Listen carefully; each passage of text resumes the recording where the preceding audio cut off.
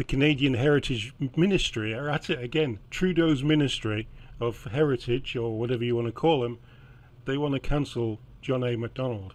They want to remove his video from their archives. Anything to do with John A. Macdonald, they want rid of it.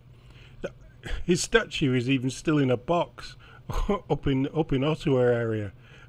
I just don't get this cancelling history. History is history. You can't change history by cancelling it.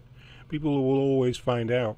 And what are you going to do? Are you going to change it with some other type of history? Are you going to bring in, you know, like look at Young and Dundas Square.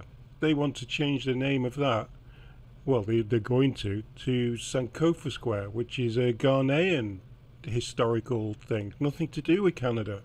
Canada's trying to erase its history like the UK has been trying to do for years. Now, what we're going to do, we're going to watch the trailer for John A. Macdonald, and we're going to keep it on here, and then it won't get erased. It will always be available on this channel. So let's have a watch. Careful, careful. That champagne cost a fortune. Mr. MacDonald, do you plan to bribe the entire delegation? Our methods may differ, Mr. Brown, but our objective is the same. My objective, sir, is honest talk. And mine is to win. Gentlemen, enough. We must convince the Maritimes, or there will be no confederation. Aye, George. Today, civil war grips America. How long before they look to our borders again? Separated, the colonies are isolated. Very soon, probably. But united. Just imagine.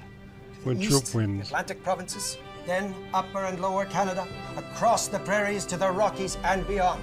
A new country made one by a railway from sea to sea. Gentlemen, the time for union is now. I ask you to take the dare.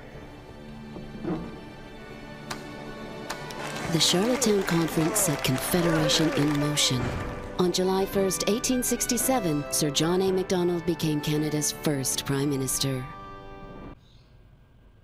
So back then, they had all that champagne that we're bringing over, and now we have $220,000 airplane food.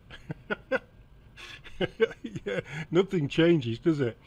I think the only thing they should erase, if they're going to erase anything from history, it should be Trudeau's 9 or 10 years that he's going to get destroying Canada. But even then, you shouldn't erase that, should you? Because that's something that Canada can learn on in the future.